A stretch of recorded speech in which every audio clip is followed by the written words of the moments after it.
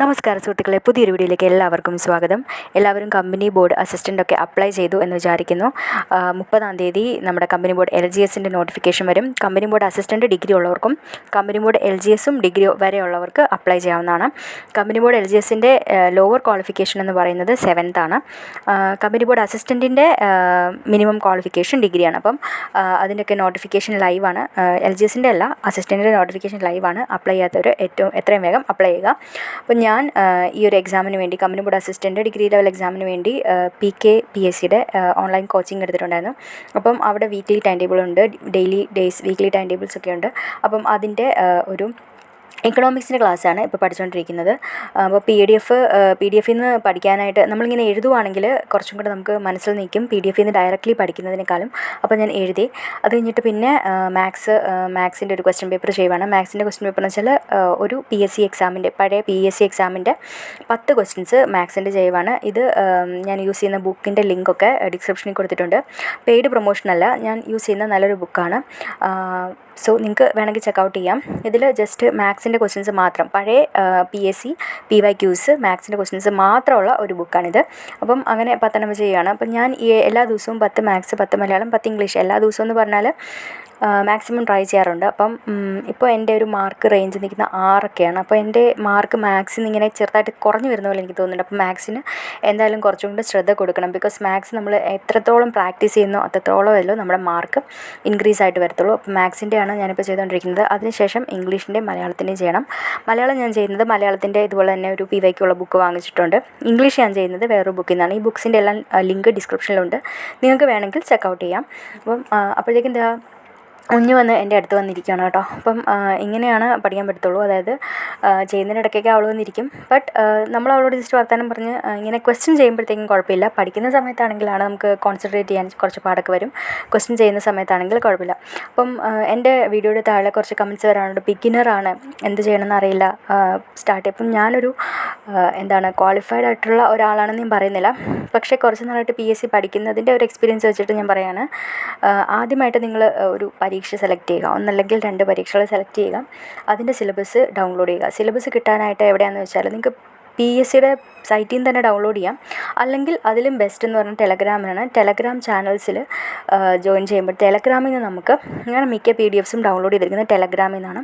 അപ്പം ടെലഗ്രാമിൽ നിന്ന് just syllabus അടിച്ച് കൊടുക്കുമ്പോഴത്തേക്കും ഗ്രൂപ്പ്സ് ഒക്കെ വരും. അപ്പോൾ അതിൽ ജോയിൻ ചെയ്ത് കഴിയുമ്പോഴത്തേക്കും നിങ്ങൾക്ക് ഏത് ഇതാണോ വേണ്ടത്, ഏതാണോ നിങ്ങളുടെ പോസ്റ്റ്, അതിനനുസരിച്ചുള്ള സിലബസ് ആദ്യം ഡൗൺലോഡ് ചെയ്തെടുക്കുക.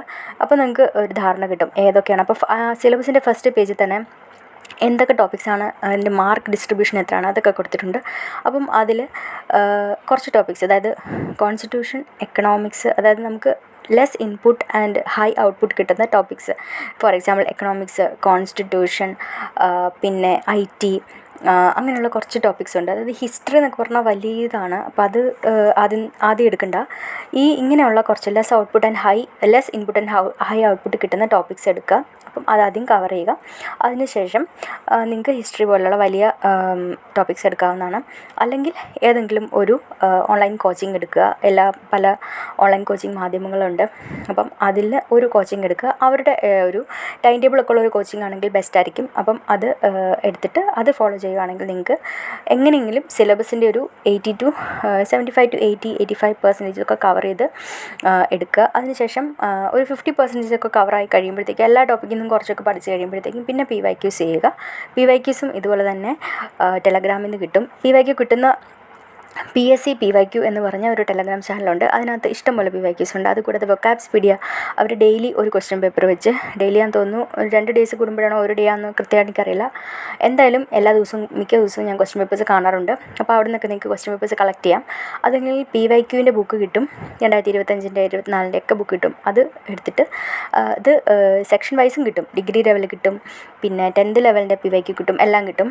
അതുകൂടാതെ അല്ലാതെ നിങ്ങൾക്ക് ഡൗൺലോഡ് ചെയ്ത് എടുക്കാൻ പറ്റുന്ന ടൈപ്പുള്ള, ഇപ്പം എല്ലാ പ്രിലിമിനറിയും കൂടെ ഒന്നിച്ച്, എല്ലാ മെയിൻസും കൂടെ ഒന്നിച്ച്, അങ്ങനെയൊക്കെ ഉള്ള PDFs എല്ലാം അവൈലബിൾ ആണ്. അപ്പം അതൊക്കെ കണ്ട്, അതൊക്കെ ഒന്നെങ്കിൽ ഇതിലേതെങ്കിലും നിങ്ങൾക്ക് പറ്റുന്ന ഏതാണോ അത് ചൂസ് ചെയ്തിട്ട് പഠിക്കുക. അപ്പം ഇതാണ് ബേസിക് കാര്യം.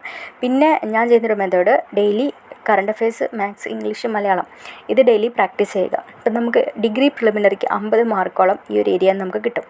ഈ ഒരു ഏരിയ എന്ന് വെച്ചാൽ കറണ്ട് അഫയേഴ്സ് ഇല്ലാതെ തന്നെ 50 മാർക്കോളം കിട്ടും. ഇതുവരെ അങ്ങനെയാണ്.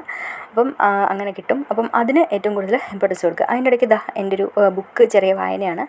ഇത് നമ്മുടെ ഒളിമ്പിക്സിൽ ഗോൾഡ് കിട്ടിയ അഭിനവ് ബിന്ദ്രയുടെ ബുക്കാണ് എ ഷോർട്ട് അറ്റ് ഹിസ്റ്ററി എന്ന് പറഞ്ഞപ്പോൾ അതിനകത്തുള്ള വാക്കുകളാണ് I was willing to medal, I was willing to sacrifice, patience I told myself. അതായത് ഇനിയിപ്പം ഒരു എക്സാം എന്ന് പറഞ്ഞത് ഏപ്രിൽ മാസത്തിലൊക്കെ ആയിരിക്കും. ഇപ്പം നമ്മൾ അപ്ലൈ ചെയ്ത് കഴിഞ്ഞാൽ ഏപ്രിൽ, ജൂൺ, ജൂലൈ ആ ഒരു സമയത്തായിരിക്കും നമ്മുടെ എക്സാം വരുന്നത്.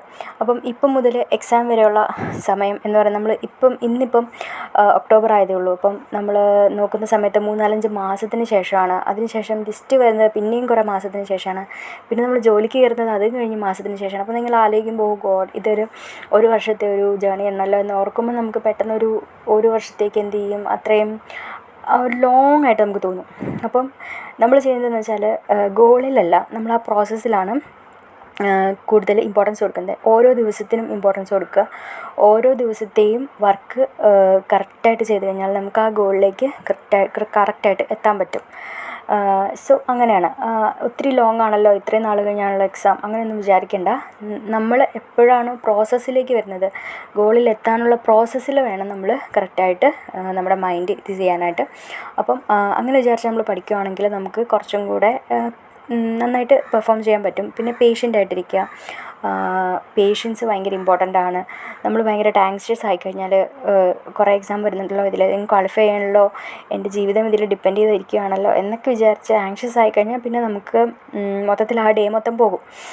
സോ ഇതിപ്പം ഒരു 3:45 ആയപ്പോഴാണ് ഞാൻ കിടന്നത്. 11 to 4 ഇരുന്ന് പഠിച്ചായിരുന്നു രാത്രിയിൽ. കുറച്ച് ക്വസ്റ്റ്യൻസ് ചെയ്തു. PK കറക്റ്റായിട്ട് ഫോളോ ചെയ്യുന്നുണ്ടോ എന്ന് പറ്റുന്നില്ല, എന്നാലും കുറേയൊക്കെ തീർത്ത് വരുന്നുണ്ട്. പെൻഡിങ് ടോപ്പിക്സൊക്കെ എത്രയും വേഗം തീർക്കണം എന്നുണ്ട്. അപ്പോൾ അങ്ങനെയൊക്കെയാണ് എൻ്റെ സ്റ്റഡി വ്ളോഗൊക്കെ പോകുന്നത്, സ്റ്റഡി റൂട്ടീനൊക്കെ പോകുന്നത്. അപ്പം കൂടുതൽ വീഡിയോസായിട്ട് നമുക്ക് വീണ്ടും കാണാം. കുറച്ച് ഗ്യാപ്പ് വരുന്നുണ്ടെന്ന് എനിക്കറിയാം. ഞാൻ എന്തൊക്കെയാണോ പഠിക്കുന്നത് അതൊക്കെ നിങ്ങളായിട്ട് ഷെയർ ചെയ്യണമെന്ന് ആഗ്രഹമുണ്ട് മിക്ക ദിവസവും. പക്ഷേ മറ്റ് കുറച്ച് റെസ്പോൺസിബിലിറ്റീസും കാര്യങ്ങളൊക്കെ ഉണ്ട്. സോ അതുകൊണ്ടാണ് കൃത്യമായിട്ട് വീഡിയോസ് വരാഞ്ഞത്. പക്ഷേ നെക്സ്റ്റ് മന്ത് തൊട്ട് തന്നെ കറക്റ്റായിട്ട് വീഡിയോസ് ഇടുന്നതായിരിക്കും. എൻ്റെ സ്റ്റഡി റൂട്ടീൻ നിങ്ങളുമായിട്ട് പങ്കുവെക്കുന്നതായിരിക്കും. അപ്പം കുട്ടികളുള്ള ആരെങ്കിലുമൊക്കെ ഈ വീഡിയോ കാണുന്നുണ്ടെങ്കിൽ ജസ്റ്റ് എൻ്റെ ഒരു ജേണി ആണ് ഞാൻ പറയുന്നത്. കുഞ്ഞിനെ വെച്ച് അല്ലെങ്കിൽ ചെറിയ ചെറിയ ബ്ലോക്സ് ഓഫ് ടൈം കിട്ടുമ്പോഴത്തേക്കും എങ്ങനെയാണ് പഠിക്കാൻ പറ്റുക. അപ്പോൾ ഏകദേശം ഒരു 4 hours രാത്രിയിൽ പഠിക്കാനായിട്ട് പറ്റി. അപ്പം കുഞ്ഞുങ്ങളുള്ള ആരെങ്കിലുമൊക്കെ ഉണ്ടെങ്കിൽ ഒന്നെങ്കിൽ ലേറ്റ് നൈറ്റ് അല്ലെങ്കിൽ വളരെ നേരത്തെ രാവിലെ ഒക്കെ പഠിക്കുകയാണെങ്കിൽ നമുക്ക് നന്നായിട്ട് പെർഫോം ചെയ്യാനായിട്ട് പറ്റും. അപ്പം വേറൊന്നും പ്രത്യേകിച്ച് പറയാനില്ല.